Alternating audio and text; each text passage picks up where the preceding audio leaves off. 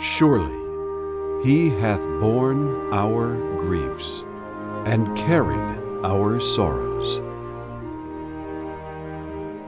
Yet we did esteem him stricken, smitten of God, and afflicted. But he was wounded for our transgressions. He was bruised for our iniquities. The chastisement of our peace was upon him, and with his stripes we are healed.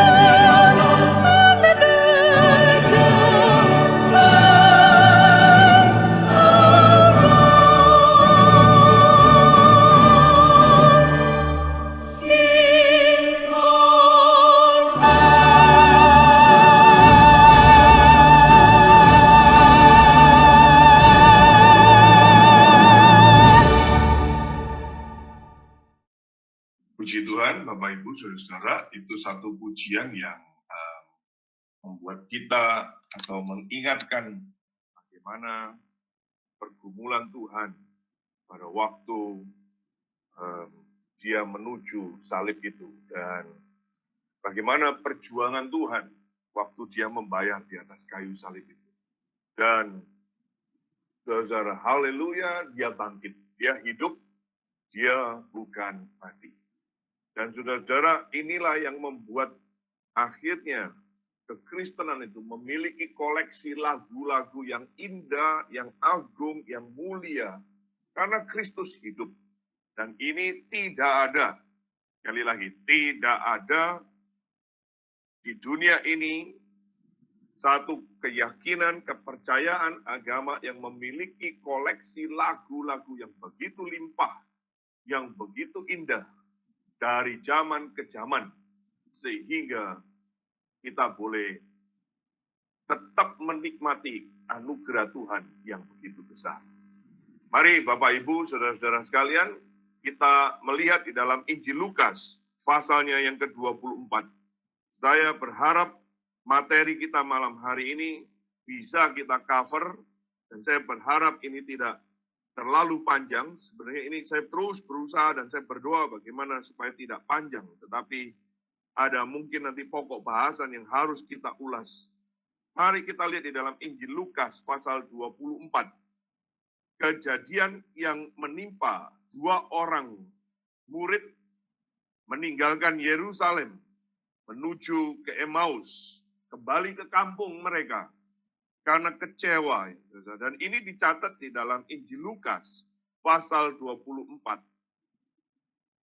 Kejadian secara rinci dicatat oleh Lukas, tetapi peristiwa ini juga dicatat oleh Markus. Nah, saudara-saudara, mari kita lihat di dalam ayat yang ke-13.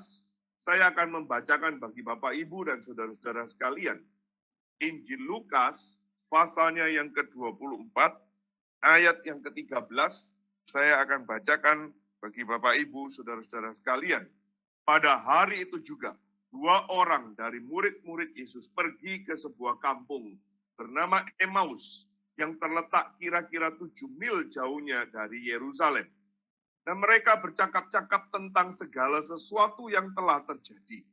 Ketika mereka sedang bercakap-cakap dan bertukar pikiran, datanglah Yesus sendiri mendekati mereka, lalu berjalan bersama-sama dengan mereka. Tetapi ada sesuatu yang menghalangi mata mereka, sehingga mereka tidak dapat mengenal dia. Yesus berkata kepada mereka, apakah yang kamu percakapkan sementara kamu berjalan? Maka berhentilah mereka dengan muka muram. Seorang dari mereka namanya Kleopas menjawabnya, adakah engkau satu-satunya orang asing di Yerusalem yang tidak tahu apa yang terjadi di situ pada hari-hari belakangan ini? Katanya kepada mereka, apakah itu? Jawab mereka, apa yang terjadi dengan Yesus orang Nazaret? Dia adalah seorang nabi yang berkuasa dalam pekerjaan dan perkataan di hadapan Allah dan di depan seluruh bangsa kami. Tetapi imam-imam kepala dan pemimpin-pemimpin kami telah menyerahkan dia untuk dihukum mati, dan mereka telah menyalibkannya. Padahal kami dahulu mengharapkan bahwa dialah yang datang untuk membebaskan bangsa Israel. Tetapi sementara itu telah lewat 3 hari sejak semuanya itu terjadi. Tetapi beberapa perempuan dari kalangan kami telah mengejutkan kami pagi-pagi buta. Mereka telah pergi ke kubur dan tidak menemukan mayatnya. Lalu mereka datang dengan berita bahwa telah kelihatan kepada mereka malaikat-malaikat yang mengatakan bahwa ia hidup. Dan beberapa teman kami telah pergi ke kubur itu dan mendapati bahwa memang benar yang dikatakan perempuan-perempuan itu, tetapi dia tidak mereka lihat. Lalu ia berkata kepada mereka, hai kamu orang bodoh, betapa lambannya hatimu, sehingga kamu tidak percaya segala sesuatu yang telah dikatakan para nabi. Bukankah Mesias harus menderita semuanya itu untuk masuk ke dalam kemuliaannya. Lalu ia menjelaskan kepada mereka apa yang tertulis tentang dia. Seluruh kitab suci, dalam seluruh kitab suci, mulai dari kitab Musa dan segala kitab nabi-nabi. Mereka mendekati kampung yang mereka tuju. Lalu ia berbuat seolah-olah hendak meneruskan perjalanannya. Tetapi mereka sangat mendesaknya, katanya, tinggallah bersama-sama dengan kami, sebab hari telah menjelang malam dan matahari hampir terbenam. Lalu masuklah ia untuk tinggal bersama-sama dengan mereka. Waktu ia duduk makan dengan mereka, ia mengambil roti, mengucap berkat, lalu memecah-mecahkannya dan memberikannya kepada mereka. Ketika itu, terbukalah mata mereka, dan mereka pun mengenal dia. Tetapi ia lenyap dari tengah-tengah mereka. Kata mereka seorang kepada yang lain, bukankah hati kita berkobar-kobar ketika ia berbicara dengan kita di tengah jalan, dan ketika ia menerangkan kitab suci kepada kita? Lalu bangunlah mereka dan terus kembali ke Yerusalem. Di situ mereka mendapati ke-11 murid itu. Mereka sedang berkumpul bersama-sama dengan teman-teman mereka. Kata mereka itu, sesungguhnya Tuhan telah bangkit dan telah menampakkan diri kepada Simon. Lalu kedua orang itu pun menceritakan apa yang terjadi di tengah jalan dan bagaimana mereka mengenal dia pada waktu ia memecah-mecahkan roti. Pembacaan firman Tuhan sampai di sini, mari kita masuk di dalam doa. Tuhan berkati waktu yang sebentar kami akan lewati. Waktu yang pendek, waktu yang Tuhan anugerahkan. Berikan kami, untuk kami boleh menangkap isi hati-Mu. Berikan kami kemampuan untuk mengerti apa yang menjadi rancangan-Mu, yang perlu kami kerjakan. Berikan kami kemampuan untuk menangkap, memahami, dan mengerjakan seperti yang Tuhan firmankan, seperti yang Tuhan nyatakan. Sehingga kami bukan termasuk kelompok yang bodoh, kelompok yang terhalang mata kami, tapi mata kami dicelikkan oleh terang firman-Mu. Dengar doa kami ya Tuhan. Berkati hamba-Mu dan berkati kami yang mendengar firman. Di dalam Kristus Yesus Tuhan, kami memohon, kami berdoa. Amin. Bapak, Ibu, saudara-saudara sekalian, kejadian ini, kejadian yang tidak lama, kejadian ini bahkan masih fresh, ya, di mana Kristus sudah bangkit. Ini yang dialami oleh dua orang murid Tuhan Yesus. Kita tidak tahu namanya, tetapi yang satu disebut namanya Kleopas. Satu kekecewaan dengan pengalaman-pengalaman imannya, menemukan bahwa Mesias yang mereka harapkan selama ini justru mati dengan cara yang mengenaskan. Sekalipun mereka sudah mendengar kabar kebangkitannya, kabar itu tidak juga mampu menahan kekecewaan mereka. Sehingga mereka pergi meninggalkan Yerusalem, kembali ke kampungnya. Padahal ada pesan dari Tuhan Yesus, kamu jangan kemana-mana, sampai aku memberikan roh penolong itu hadir. Mengapa? Dan ada apa ini? Kenapa berita kubur yang kosong, berita kebangkitan itu tidak juga mampu menahan, menutupi kekecewaan yang sedang dialami oleh dua orang murid ini. Saudara-saudara, mari kita lihat ayat per ayat ini, saudara-saudara, dan saudara bisa perhatikan baik-baik. Saya akan berusaha sedetail mungkin, dan kalau tidak bisa selesai malam hari ini, kita akan coba selesaikan 2 minggu lagi.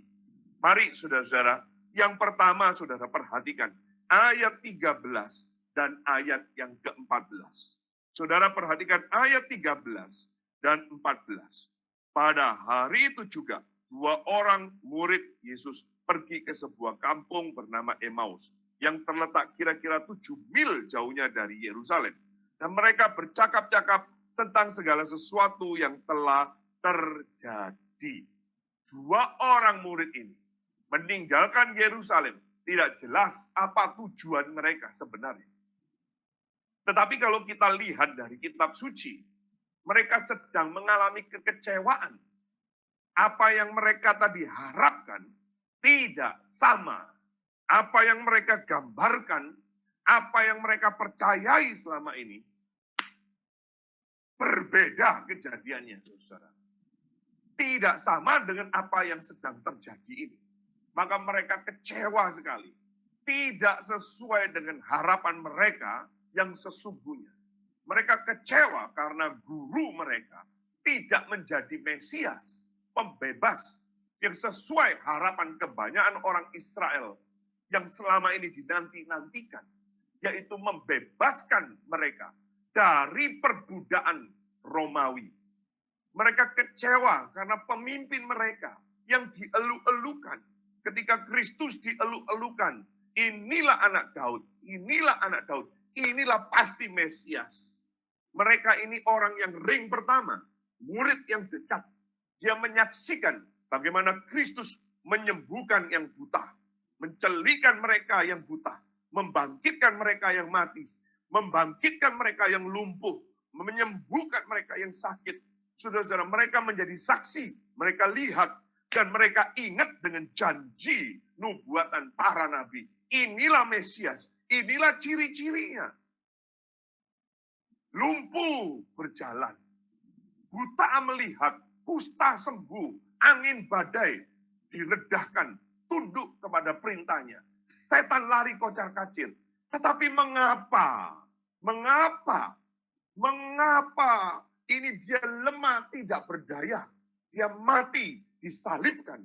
Ini sungguh mengecewakan, tidak sesuai dengan harapan.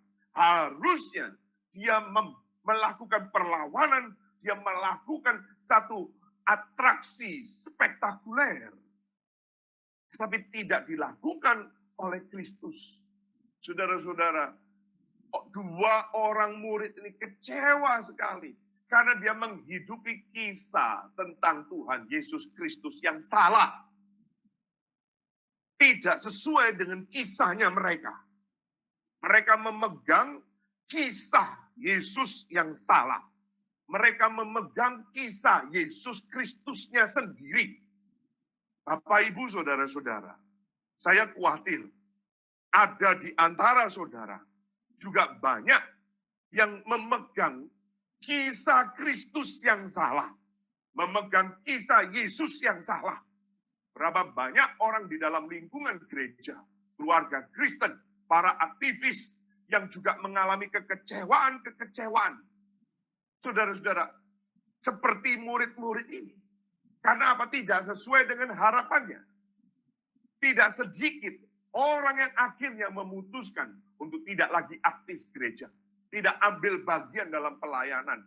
Tidak lagi ke gereja bahkan. Tidak lagi baca kitab suci. Tidak lagi berdoa. Tidak lagi ke persekutuan. Sudah, cukup Sundoro. Cukup. Enough is enough Sundoro. Tidak lagi. Saya sampai di sini saja. Cukup kekecewaan saya. Membuat saya hanya bisa sampai di sini saja. Tidak lagi lanjut. Seperti murid-murid ini. Jangan-jangan ada orang-orang yang sedang mengalami kekecewaan yang ikut di dalam kelas PIK ini.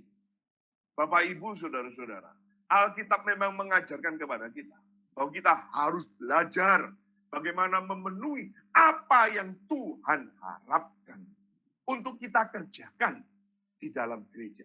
Bukan sebaliknya. Bukan apa yang kita mau, apa yang kita bisa atur di gereja, apa yang bisa kita harapkan di gereja, apa yang bisa kita mainkan di gereja, sesuai dengan rencana, dengan pikiran, dengan kehendak kita sendiri. Belajar bagaimana hidup sesuai dengan yang Tuhan kita harapkan. Bukan Tuhan yang harus memenuhi harapan-harapan kita. Belajar untuk memenuhi apa yang Tuhan sudah rancangkan. Bukan minta Tuhan memenuhi rancangan-rancangan kita. Keinginan-keinginan kita. Mimpi-mimpi kita. Maka kalau saudara ada di posisi seperti ini, siap-siap saja Anda akan menghadapi kekecewaan. Demi kekecewaan. dan kekecewaan, dan kekecewaan, dan kekecewaan. Belajarlah mengimani kisah Tuhan Yesus yang sesuai dengan Alkitab. Maka saudara bagaimana tahu kehendak Tuhan? Bagaimana saudara tahu rencana Tuhan? Saudara dan saya tidak boleh lepas dari kitab suci. Saudara tidak boleh lepas dari membaca Alkitab. Saudara-saudara, bukan sesuai dengan cerita-cerita kita. Bukan sesuai dengan harapan-harapan kita. Bukan dengan rencana-rencana kita. Tidak, saudara-saudara. Tetapi dengan apa yang dinyatakan di dalam kitab suci. Sebelum Tuhan Yesus naik ke salib, dia sudah berkali-kali mengatakan bahwa anak manusia akan diserahkan kepada imam dan akan mengalami banyak kesusahan. Bahkan Petrus pun tidak rela. Petrus pun dia mengatakan, Tuhan, jangan, tidak terjadi hal itu. Tetapi Tuhan tegur Petrus. Saudara-saudara, rupanya Petrus tidak sendiri. Kita menemukan sekarang ada 2 orang murid lainnya. Dan saudara-saudara, salah satu alasan orang menjadi kecewa, orang Kristen kecewa dengan kekristenan. Orang beriman yang kecewa adalah soal penderitaan. Penderitaan. Mengapa orang beriman? Mengapa orang yang baik kok menderita? Mengapa orang yang kita kenal baik justru mengalami sakit penyakit, mengalami kesulitan, mengalami penderitaan? Wah, saudara-saudara, lalu kita mulai mengatakan ini Tuhan tidak adil ini. Ini Tuhan tidak beres ini.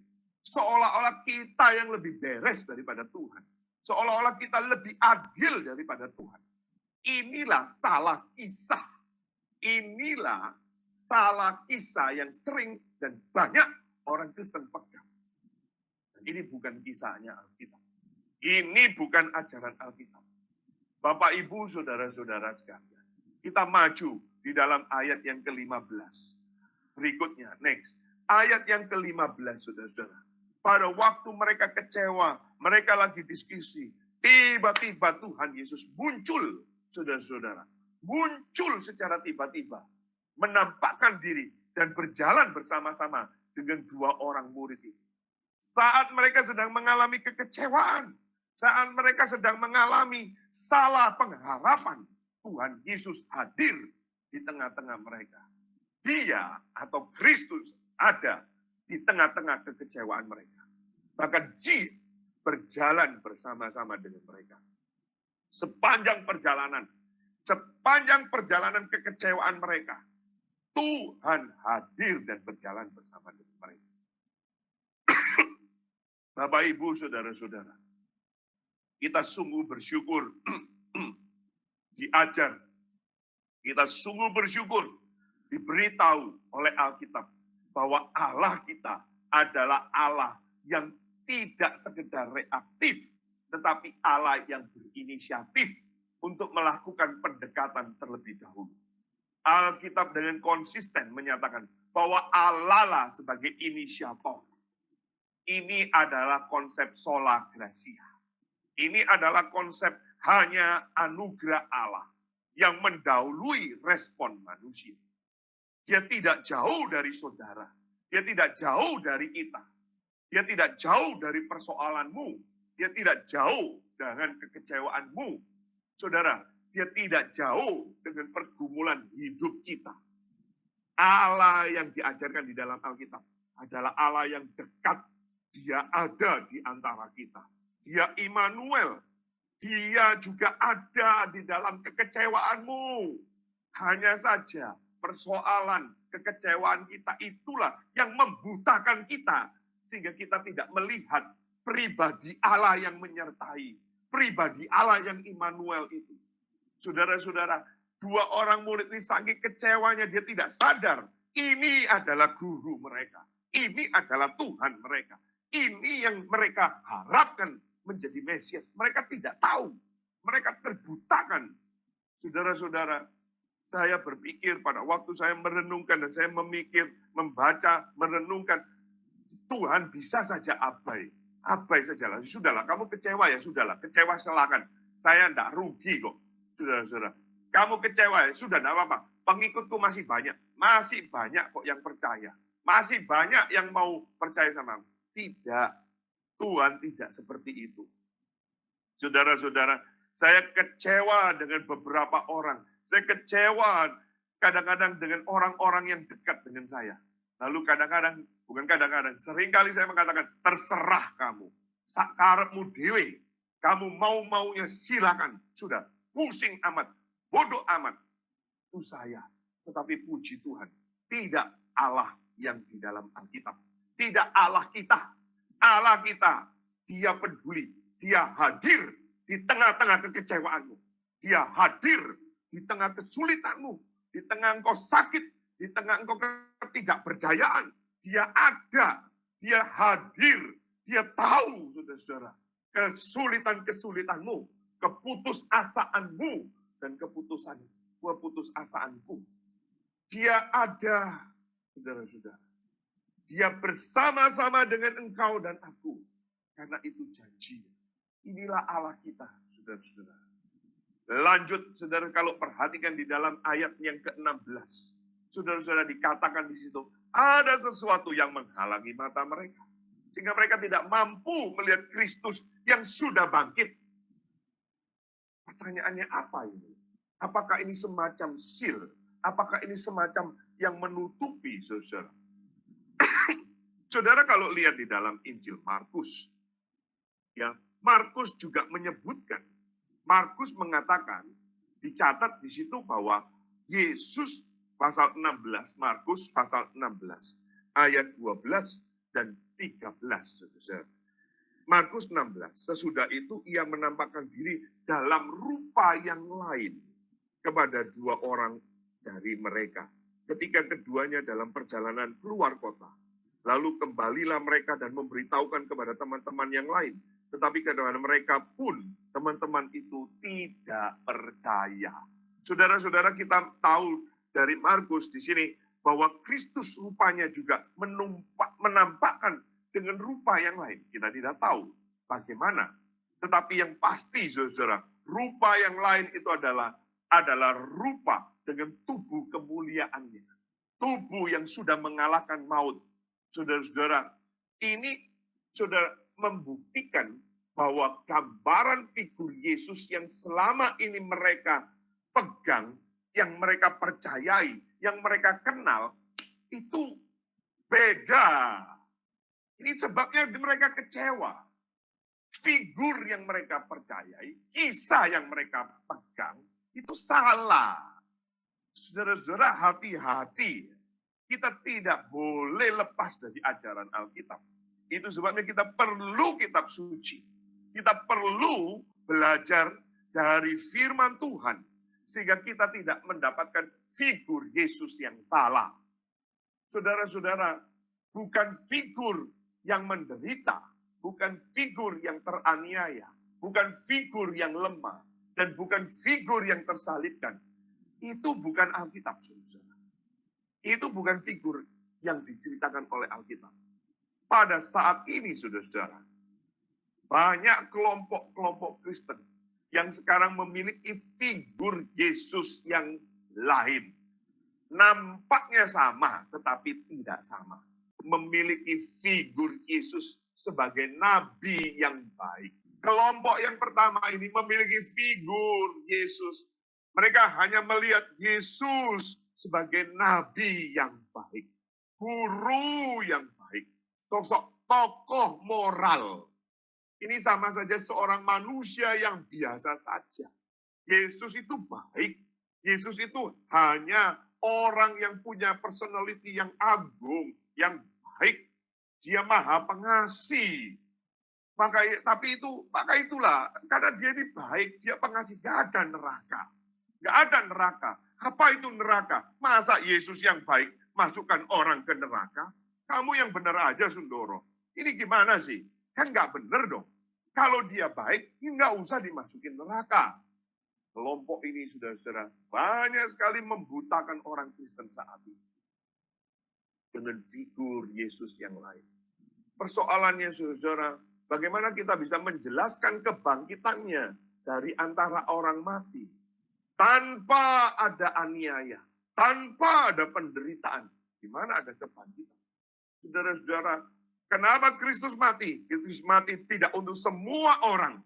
Kristus mati hanya untuk umat pilihannya. Kristus mati hanya kepada mereka yang menjadi milik Tuhan. Kristus tidak mati untuk semua orang. Kalau Kristus mati untuk semua orang, lalu buat apa dia menderita? Saudara-saudara, kelompok yang kedua yang sekarang membutakan banyak orang Kristen, yaitu apa? Kelompok yang memegang figur itu Yesus sebagai raja yang baik. Lalu kita ini anak-anaknya. Maka saudara-saudara ini cenderung menuntut Allah sebagai raja. Saya sebagai anaknya raja, maka penuhi seluruh keinginan-keinginanku. Saudara-saudara, ini saudara-saudara menuntut Tuhan untuk selalu memenuhi keinginan-keinginannya. Maka bukan God-centered, bukan berpusat kepada Allah, tetapi pusatnya kepada diri sendiri. Sekali lagi saudara-saudara, figur-figur ini mirip tetapi tidak sama dengan yang diajarkan Alkitab. Bagaimana kita bisa menjelaskan bahwa dia duduk di sebelah kanan Allah Bapa sebagai yang berhak, sebagai yang berdaulat, sebagai yang menghakimi orang yang hidup dan yang mati. Dia memang raja. Dia memang raja yang baik. Dan kita adalah anak-anaknya. Yes, tetapi tidak berarti saudara dan saya dengan mudah, gampang menuntut kemauan-kemauanmu harus dipenuhi karena engkau berstatus sebagai anak. Saudara-saudara, justru engkau harus dituntut memenuhi keinginan-keinginan daripada raja itu. Keinginan-keinginan daripada Bapa itu. Jangan dibalik. Bagaimana kita tidak melihat Tuhan dalam pergumulan hidup kita? Bagaimana ketika kita dalam kesulitan, penderitaan, ketika dalam sakit, ketika kita dalam pergumulan yang berat, masihkah ada iman? Masihkah ada pengharapan? Atau kekecewaanmu? Engkau kecewa, aduh gereja tidak kunjungin saya, orang tidak perhatian sama saya, pendeta tidak mau, tidak ada telepon, tidak ada perhatian. Apa ini? Gereja ini melupakan saya. Saya yang dulu, saya yang dulu, saya yang dulu, saya yang dulu, saya yang dulu. Saudara-saudara, banyak orang kecewa. Pusatnya itu terus saya. Kita cenderung melihat persoalan daripada Tuhan yang beserta kita. Kita cenderung melihat kekecewaan daripada kedaulatannya Allah. Kita, saudara-saudara, kadang-kadang orang-orang di toko sebelah itu memiliki konsep kedaulatan Allah, tanda kutip. Kedaulatan Allah yang lebih baik daripada kita. Mereka kadang-kadang yang mengatakan, ya ini sudah takdir, ya ini sudah suratan, ya ini sudah garisnya. Mereka pasrah, mereka rela. Tapi orang Kristen yang ngaku diri sebagai anak Allah, seringkali kecewa kepada Allah, lalu menuntut kepada Tuhan. Lalu mengatakan bahwa Tuhan ini tuh kurang perhatian, Tuhan tidak adil, Tuhan tidak baik. Saudara-saudara, siapakah engkau? Siapakah kita? Kita hanya manusia. Tuhan adalah pencipta. Kita di bumi, Tuhan di surga. Siapa kita mengatakan Tuhan itu tidak adil? Bapak, Ibu, saudara-saudara, perlu hati-hati dengan figur Yesus yang lain. Cerita Yesus yang tidak diajarkan oleh Alkitab.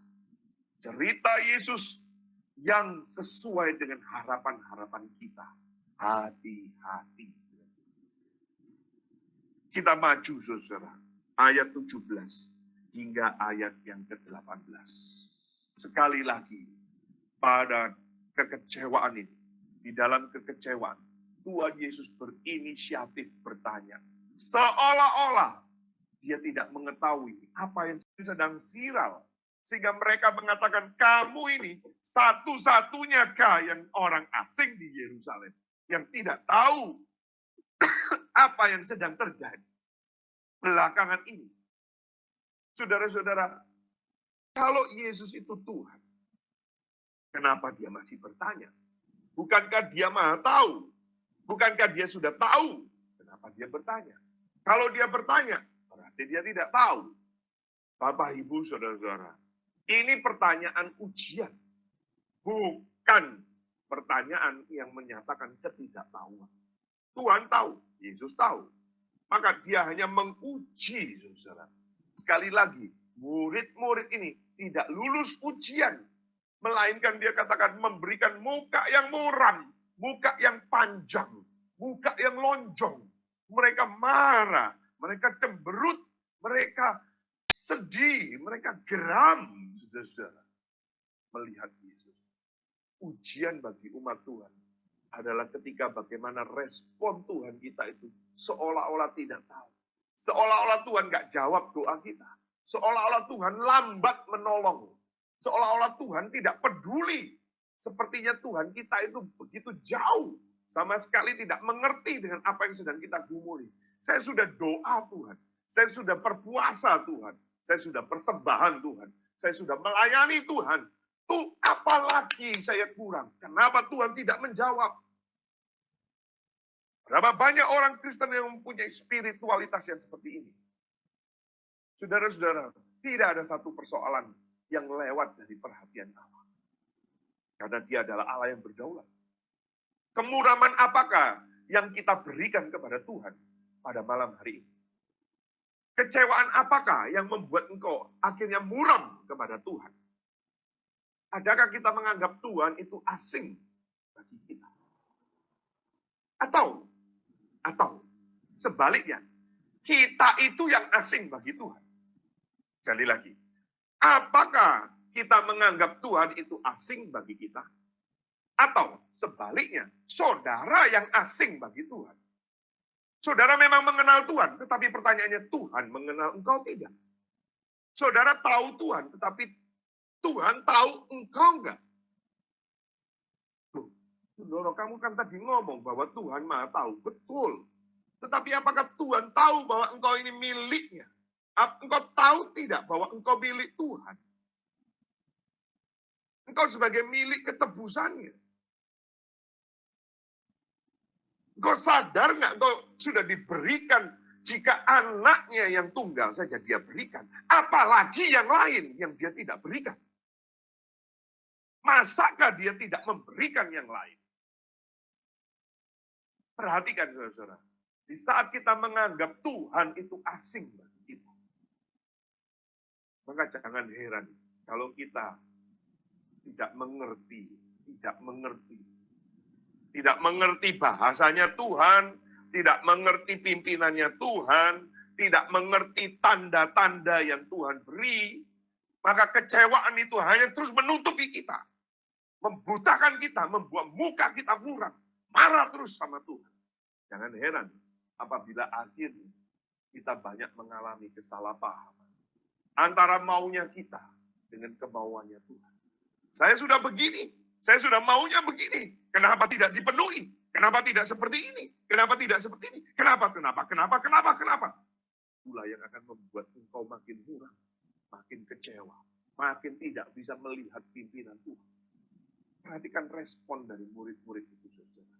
Dia mengatakan, adakah engkau satu-satunya orang asing di Yerusalem yang tidak tahu apa yang terjadi di situ pada hari belakangan ini?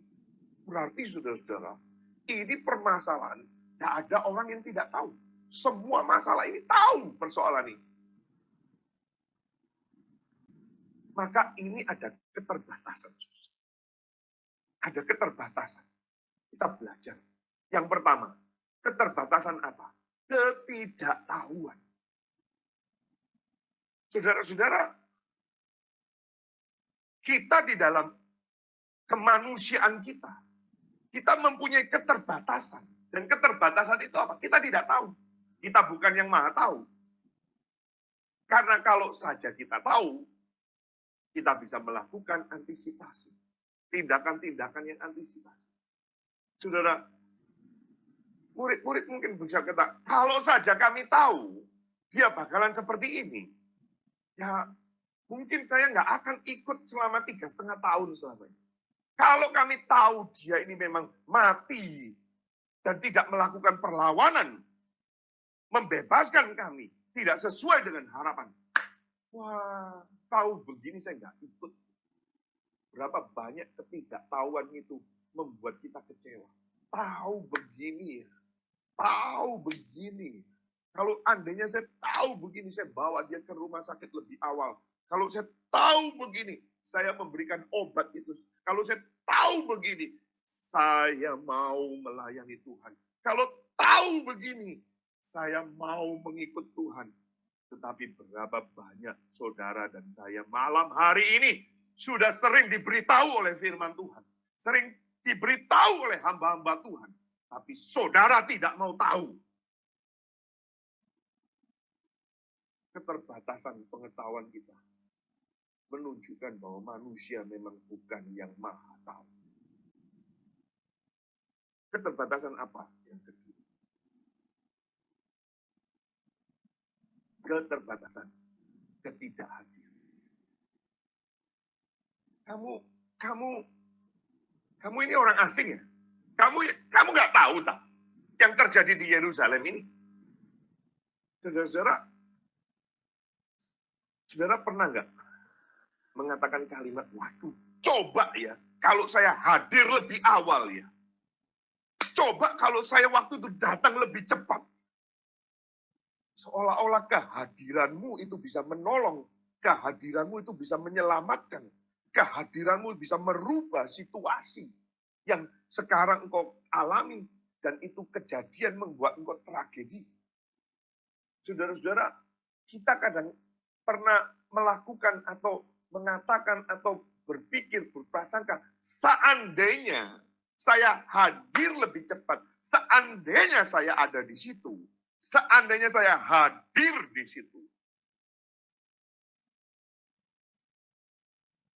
Namun realitanya tidak demikian. Realitanya memang engkau dan aku bukan yang maha hadir. Terbatas. Dan keterbatasanmu dan keterbatasanku yang ketiga apa? Kalau kita lihat dari konteks ayat ini, ketidakkuasaan. Saudara, adakah engkau satu-satunya orang asing yang di Yerusalem tidak tahu apa yang terjadi di situ pada hari-hari belakangan ini? Mereka tidak kuasa menolong. Mereka tidak kuasa melihat Yesus tersalib. Dan lebih parahnya, ya iyalah, saya memang tidak kuasa. Karena saya dijajah, saudara. Saya tidak melihat Yesus berkuasa turun dari salib. Ini gimana ini? Ini mengenaskan ini. Tragedi ini. Ironis ini. Kenapa dia matinya begitu? Minimal lah, mati perang gitu. Minimal itu melakukan perlawanan. Kalaupun kalah ya, minimal saya melawan. Ini loh, tidak ada perlawanan sama sekali. Ketidakkuasaannya. Mana itu? Mana yang katanya dia menyembuhkan orang? Mana? Dan sekarang ada teman-teman yang mengatakan, dia kuburnya kosong. Dia bangkit. Ini loh, aneh-aneh lagi. Ini aneh-aneh lagi. Nanti kita akan bahas dalam ini. Bapak, Ibu, Saudara-saudara, ini memang bukti bahwa engkau dan aku bukan yang maha kuasa. Keterbatasan-keterbatasan ini membuat kita seringkali juga tidak memahami pribadi Kristus yang ada di depan kita. Kadang-kadang saudara mengatakan, saya tidak mengerti kenapa Tuhan kok begini. Saya tidak mengerti kenapa ya Tuhan. Ya iya, memang engkau bisa mengerti. Engkau dan aku terbatas. Engkau manusia yang terbatas. Ada keterbatasan. Itu sebabnya kita perlu belajar. Itu sebabnya kita perlu PA seperti malam hari ini. Itu sebabnya kita perlu PIK. Itu sebabnya perlu gereja mengajarkan jemaat. Itu sebabnya gereja perlu mengadakan pembelajaran kepada jemaat. Itu sebabnya jemaat juga perlu menuntut diri, belajar mengenal firman Tuhan. Nah, memang saudara dan saya terbatas. Terbatas. Sehingga jangan sampai kita memegang kisah Yesus yang salah, figur Yesus yang salah itu tadi. Kita maju ke depan. Ayat 19 sampai ayat yang ke-20. Saudara-saudara, di sini kita menemukan bagaimana perbedaan antara pemimpin-pemimpin agama pada waktu itu dibandingkan dengan kepemimpinan Tuhan Yesus yang penuh kuasa dalam pekerjaan, dalam perbuatannya, dalam perkataannya di hadapan Allah dan manusia. Saudara-saudara, mereka ini sadar, tahu profil Yesus. Ini loh menarik, saudara-saudara. Mereka tahu profil Tuhan Yesus itu agung, penuh kuasa, pekerja. Dia tahu loh, tahu. Tetapi sekali lagi loh, sayang sekali. Pengetahuannya itu kalah dengan harapan-harapannya dia sendiri. Pengetahuannya tentang Allah, saudara-saudara, tertutupi dengan ambisinya diri sendiri. Pengetahuan tentang Allah tidak memimpin hidupnya, membawa dia makin takut dan gentar kepada Tuhan. Makin menyerahkan rencana dan kehendaknya kepada kehendak Bapa di surga. Yesus telah membuat orang buta sejak lahir bisa melihat. Lumpuh berjalan, kusta disembuhkan, angin badai diredakan, ditundukkan taat kepada Dia. Air jadi anggur, mati dibangkitkan. Saudara-saudara, ini orang yang mati dihidupkan kembali, yang kerasukan pulihkan. Dia mengampuni dosa. Pemimpin manakah yang seperti Yesus Kristus? Pemimpin mana yang bisa melakukan seperti Kristus ini? Seperti Yesus Kristus ini. Bahkan dia waktu dipakukan di atas kayu salib itu artinya sengaja dimatikan agar tidak mengganggu lagi kenyamanan, kebobrokan para pemimpin-pemimpin agama pada waktu itu. Pemimpin-pemimpin agama menyerahkan Yesus karena dengki. Saudara-saudara, Tuhan Yesus Kristus mulai dari nubuat, kelahirannya, hidupnya, kelahirannya yang ajaib, hidupnya yang agung, hidupnya yang mulia, pengadilan yang tidak adil, putusan yang tidak ada dasar atau tidak cukup kuat supaya dia dihukum mati. Tapi loh, dia tidak melawan.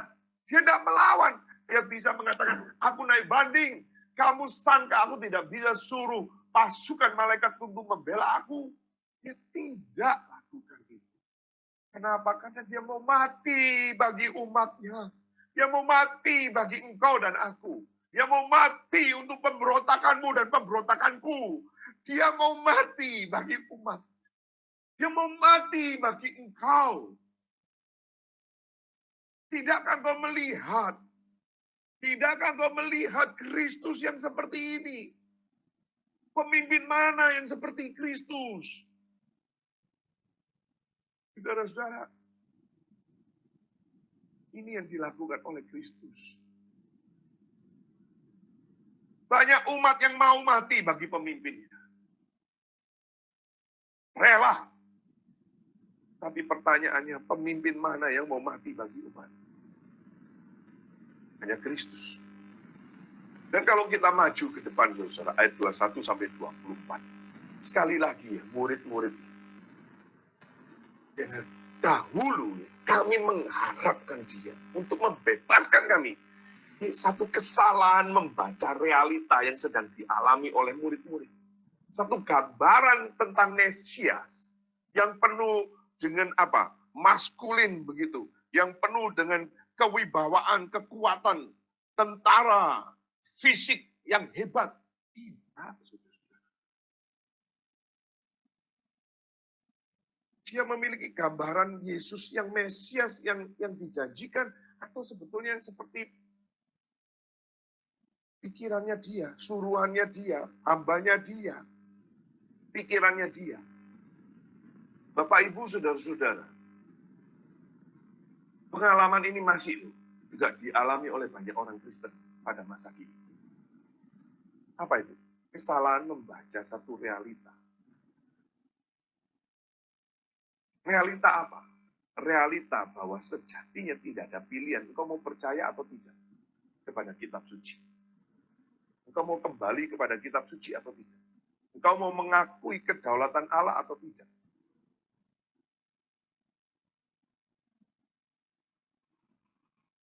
Apa yang mereka ceritakan di dalam ayat 21 sampai 24 ini? Bukankah itu sudah dinubuatkan? Bukankah itu juga Tuhan Yesus sudah ceritakan?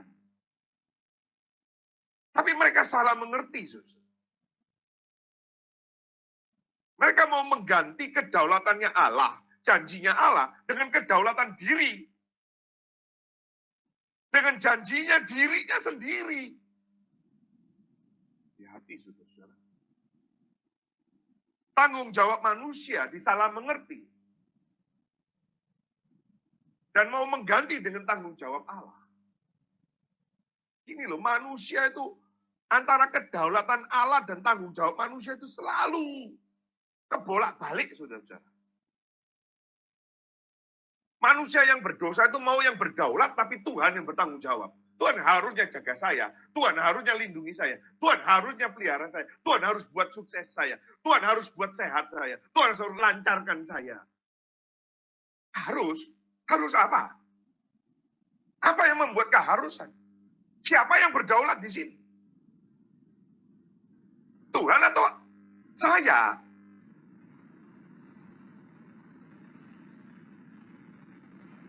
Kita tidak mengerjakan tanggung jawab kita sebagai umatnya yang kudus, yang suci, yang dipilih, yang ditebus dengan harga yang mahal. Dan kita tidak menempatkan Tuhan sebagai Allah yang berdaulat. Dibalik, saudara-saudara, kita yang berdaulat lalu minta tanggung jawabnya Tuhan. Kamu sudah ciptakan saya. Kamu sudah pilih saya. Sekarang jaga saya, lindungi saya, pelihara saya. Saudara, jangan dibalik. Alkitab mengajarkan Allah yang berdaulat, manusia yang bertanggung jawab. Sekali lagi, Allah berdaulat, manusia bertanggung jawab. Untuk perbuatannya. Saudara nggak usah mempertanyakan tanggung jawabnya Allah. Saudara nggak usah mempertanyakan tanggung jawabnya Allah. Allah pasti bertanggung jawab. Dia yang menciptakan, dia juga yang memelihara. Tuhan akan kerjakan bagiannya. Pertanyaannya, saudara mengerjakan bagianmu atau tidak? Saudara mengerjakan bagian kita atau tidak? Maka saudara, kalau kita maju di dalam ayat 25 sampai ayat 27 itu, saudara-saudara, ayat 25 sampai 27 itu diluruskan kembali. Saudara. Salah bacaan diluruskan kembali. Pelurusannya lewat apa? Bagaimana meluruskan pikiran yang salah? Bagaimana meluruskan harapan yang salah? Kembali kepada Alkitab. Saudara perhatikan ayat 25 itu. Ayat 25 sampai 27. Tuhan Yesus menggunakan referensi apa? Kitab suci.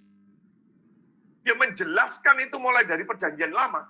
Jelaskan lagi. Dalam sepanjang perjalanan itu. Dijelaskan bagaimana sosok Yesus itu.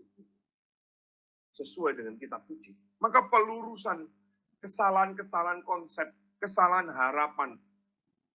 Harus kembali kepada firman. Tidak bisa tanpa firman. Harus kembali kepada Alkitab. Bukan dengan cerita-cerita dongeng. Bukan dengan pikiran-pikiran manusia. Tapi kembali kepada firman. Tuhan pakai referensi firman. Kita menemukan di sini, saudara-saudara, kebodohan dan kelambanan hati. Karena apa? Tidak percaya kitab suci. Meragukan ajaran firman Tuhan. Ini bodoh dan lamban hati. Kamu yang bodoh dan lamban hati. Kebodohan ini bukan bodoh secara intelek. Ini bukan kebodohan secara IQ. Ini di dalam Amsal itu dikatakan ini fasik, tidak bijak. Kebodohan dan lamban hati karena tidak percaya kitab suci. Saudara, bagaimana saudara bisa percaya kitab suci kalau engkau tidak baca Alkitab? Maka itu bagian daripada kebodohan dan kelambanan hati kita. Akhirnya kita meragukan ajaran firman Tuhan. Benarkah Alkitab adalah kitab suci? Benarkah itu dari Tuhan sendiri? Atau ini jangan-jangan kalangan manusia?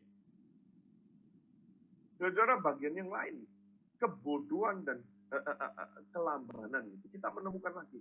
Pribadi Tuhan Yesus harus yang sesuai yang disampaikan kitab suci. Sekali lagi ya, saya ulang-ulang poin ini penting sekali saudara. Figur Yesus harus kembali kepada kitab suci. Maka figur Yesus dan kitab suci itu erat sekali. Erat sekali. Di dalam dunia teologi kita mengenal ini adalah wahyu khusus. Wahyu khusus itu ada di dalam kitab suci dan pribadi Yesus. Maka kitab suci dan pribadi Yesus tidak bisa lepas, saudara. Kalau saudara mau bicara pribadi Yesus yang tidak di luar atau yang bukan dari kitab suci, itu Yesus yang lain. Kalau saudara memegang kitab suci tetapi tidak percaya kepada Yesus Kristus, saudara ada salah. Ada salah, ada persoalan. Maka yang diceritakan Yesus di dalam kitab suci, inilah Injil yang diberitakan. Inilah Injil yang diberitakan oleh Paulus, ini yang diberitakan oleh Yohanes, Petrus, dan yang kita beritakan. Yesus dan kitab suci tidak boleh lepas, saudara-saudara. Saudara mau Yesus tapi tidak mau kitab suci. Saudara mau kitab suci tidak mau Yesus, omong kosong. Omong kosong. Di sini kita juga menemukan bahwa Tuhan Yesus adalah sentral pemberitaan kitab suci. Yesus adalah sentral pemberitaan kitab suci. Saudara, bagaimana saudara percaya Yesus berita kitab suci, tapi saudara tidak memberitakan Yesus? Bagaimana mungkin? Saudara, tidak mungkin. Maka kalau saudara sebagai pemberita firman, saudara pemberita kitab suci, saudara tidak boleh lepas dari cerita Yesus. Cerita Yesus tidak boleh lepas. Kamu yang bodoh dan lamban. Kenapa kamu tidak mengerti aku? Saudara-saudara.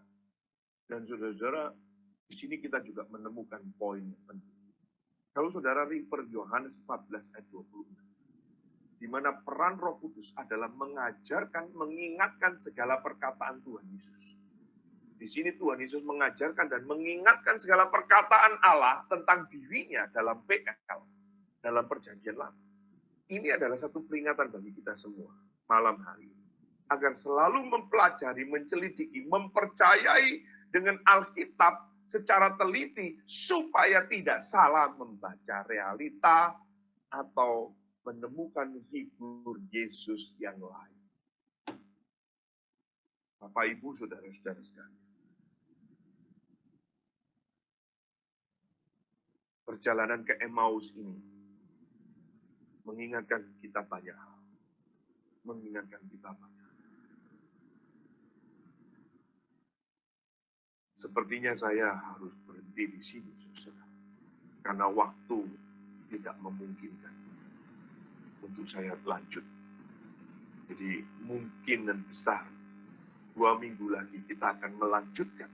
Dan saya akan terus tambah bagaimana perjalanan Emmaus ini akan membawa kepada kehadiran Kristus.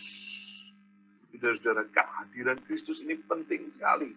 Pada waktu nanti, saudara nanti membaca di dalam Lukas pasal 24 ini, ayat 36 sampai ayat ke-40, Yesus muncul, saudara-saudara, menampakkan diri. Ini penting sekali. Dengar kalimat ini sebelum saya tutup. Dan ini untuk bekal pertemuan kita. Penampakan Kristus di jalan Emmaus ini penting sekali. Penampakan Kristus setelah kebangkitannya ini penting sekali. Saudara-saudara, dengar kalimat ini penting sekali. Kubur yang kosong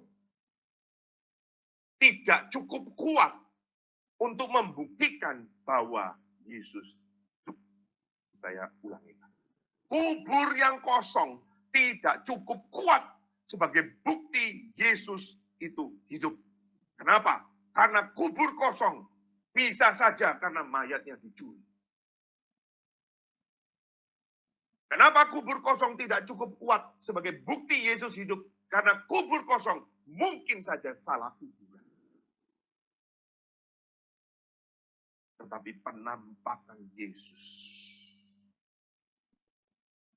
Dan nanti kita akan belajar. Minggu depan kita ada Bible Camp, kita libur, kelas PIK-nya. Baru kita akan bertemu 2 minggu lagi, saudara-saudara. Kita akan lanjutkan perjalanan Emmaus ini. Baru kita akan melihat penampakan Kristus itu disaksikan oleh banyak orang. Banyak orang. Sehingga tidak mungkin dia tidak hidup. Maka Allah Yesus hidup adalah kuat sekali. Kubur kosong, penampakan yang disaksikan oleh banyak orang. Itulah yang membuat engkau dan aku nanti bangun. Murid, 2 orang murid ini bangun dari Emmaus. Hari itu juga dia kembali ke Yerusalem. Bapak, Ibu, saudara-saudara, malam hari ini saya mungkin berhenti sampai di sini. Tetapi saya berdoa, kalau ada di antara saudara malam hari ini yang mungkin kecewa, yang mungkin muka muram, muka panjang, karena engkau mendapat figur Yesus yang salah. Malam hari ini, pertimbangkan baik-baik, berdoa baik-baik, renungkan baik-baik. Kiranya Tuhan menolong. Mari kita berdoa. Bapa di dalam surga, kami bersyukur untuk malam hari. Kami bersyukur untuk kebangkitan. Karena kebangkitan-Mu memberikan kami harapan yang baru. Harapan hidup. Harapan yang sesuai dengan harapan Tuhan. Menguburkan harapan-harapan kami yang lama. Pikiran-pikiran kami yang salah. Konsep-konsep kami yang salah. Ambisi-ambisi kami yang penuh dengan hawa nafsu. Tidak berkenan di hadapan. Biarlah Tuhan munculkan harapan yang sesuai dengan kebangkitan. Tuhan mohon berkat-Mu untuk setiap kami yang malam ini mendengar. Hamba tidak tahu satu persatu, hamba tidak mengerti pergumulan mereka. Tetapi kami melalui malam ini sadar bahwa Tuhan ada di tengah-tengah pergumulan kami. Tuhan ada di dalam kekecewaan kami yang terbatas ini. Ampunilah kami Tuhan. Dan kami seringkali tidak melihat Engkau sedang bekerja mendatangkan kebaikan di dalam diri kami. Kami tidak melihat itu, ampunilah kami. Dalam Kristus Yesus Tuhan kami memohon. Amin. Amin. Ya, Bapak Ibu, saudara-saudara sekalian, saya mau sampaikan pengumuman dulu. Bolehkah saya pinjam lagi Pak untuk share satu video, saudara-saudara, untuk saya boleh sampaikan pengumuman.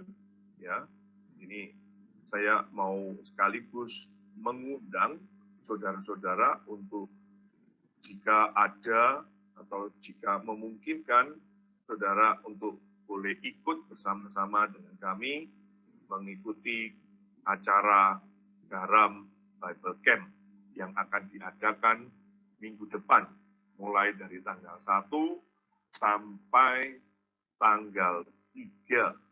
Bagi Bapak Ibu, saudara-saudara yang mau ikut dan yang mau mendaftar, masih dibuka kesempatan.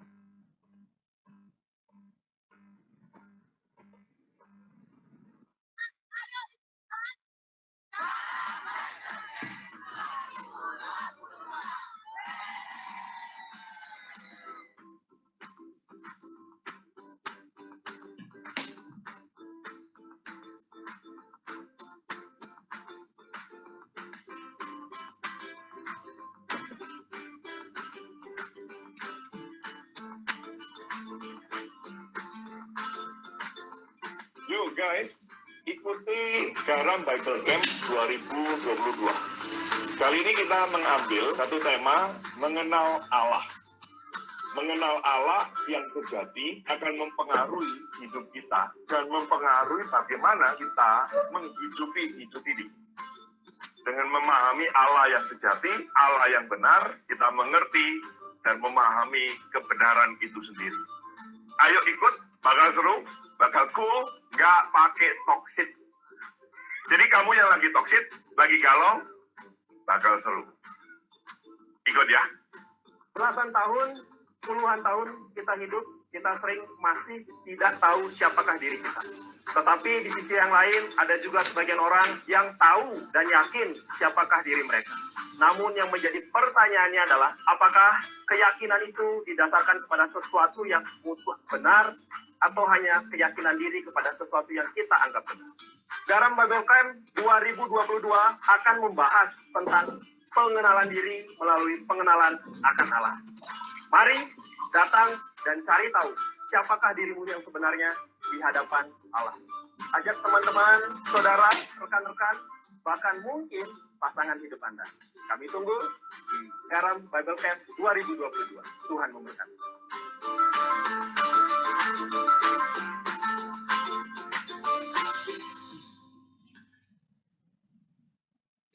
Ya.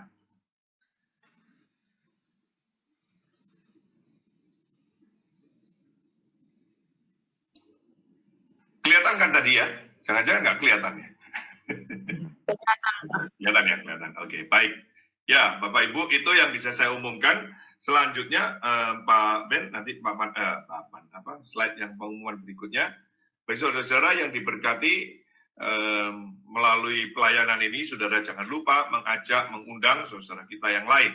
Minggu depan kita libur, saudara-saudara, karena Lebaran, ya. Nah, bukan karena Lebaran, tetapi karena ada acara bersamaan dengan Bible Camp-nya itu. Di minggu depan tidak ada kelas, saudara-saudara ya, tidak ada kelas. Nah, saudara-saudara, kami menyampaikan rencana perjalanan kami ke Kalimantan. Saudara, kami masih membuka kesempatan untuk saudara yang berbagian untuk Alkitab, saudara juga yang mau berbagian untuk beasiswa, saudara yang mau berbagian untuk hamba Tuhan, saudara bisa hubungin kami, dan saudara yang mau berbagian mengenai rencana pembagian portable speaker untuk yang di daerah-daerah, termasuk nanti di Kalimantan, nanti saya akan membawa beberapa, itu saudara bisa berbagian dan kami membuka hal ini. Berikutnya, saudara jangan lupa juga mengikuti seri-seri kami yang lain, kelas-kelas kami yang lain melalui podcast, Spotify, dan Anchor. Bagi saudara yang diberkati dan ingin memberikan persembahan, saudara sebagai respon syukur saudara bisa memberikan persembahan saudara ke gereja di mana saudara tempatkan. Dan kalau saudara mau menyalurkan melalui pelayanan garam, saudara hubungin nomor saya dan nomor bagian keuangan. Kami akan berbagi mengenai nomor rekening kami. Kita tutup malam hari ini, pertemuan kita malam hari ini di dalam doa. Mari kita berdoa. Bapa yang Maha Pemurah dan Maha Pengasih, terima kasih untuk firman yang sudah disampaikan kepada kami malam hari ini. Terima kasih untuk sudah mengingatkan kepada kami, bahkan berkali-kali Tuhan Kau sudah mengingatkan kami. Tapi ampuni Tuhan, ketika kami mengeraskan hati kami. Kami menganggap pelajaran yang kami terima malam hari ini hanya untuk mengisi kepala kami saja.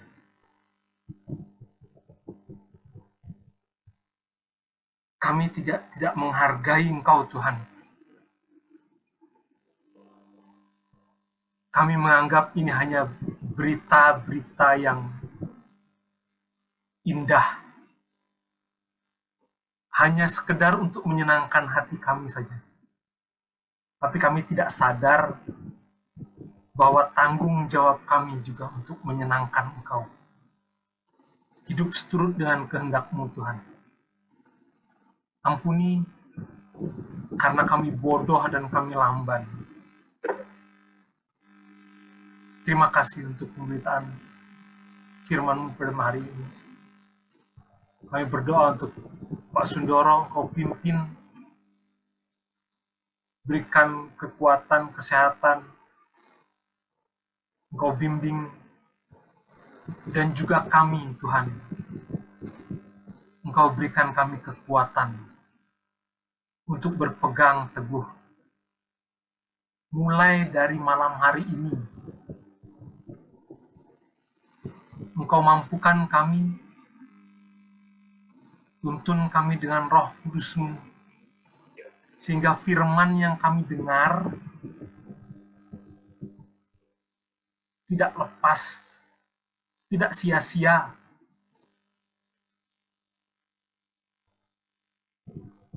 Mampukan kami untuk melakukan firman-Mu dalam kehidupan kami sehari-hari. Karena kami lemah, Tuhan. Seringkali kami mengikuti kehendak diri kami sendiri. Kami menganggap kami ini benar. Kami ini harus Engkau penuhi. Kami ini harus Engkau pelihara. Tapi kami tidak sadar bahwa kami harus tunduk di hadapan-Mu. Harus lebih menyembah Engkau. Harus mengakui dosa-dosa dan kesalahan kami, Tuhan. Ampuni untuk itu semua, Tuhan. Sekali lagi terima kasih. Terima kasih untuk firman-Mu malam hari ini. Kami berdoa untuk saudara-saudara kami yang lemah tubuh, yang saat ini berbaring di rumah sakit, berbaring di rumah mereka masing-masing, karena kesehatan terganggu. Engkau mengetahui anak-anak-Mu ini, Tuhan. Kami menyerahkan mereka dalam tangan-Mu. Engkau berkuasa atas hidup mereka. Biarlah rencana-Mu dan rancangan-Mu terjadi. Untuk saudara-saudara kami yang lemah tubuh, juga untuk kami semua, Tuhan. Sisa malam hari ini kami berikan ke dalam tangan-Mu. Engkau pelihara kami, Engkau menjaga kami, sehingga esok kami boleh bangun dan melakukan tugas kami masing-masing. Kami alaskan doa kami ini hanya dalam nama Yesus Kristus, yang adalah Tuhan dan Juru Selamat kami. Amin. Amin.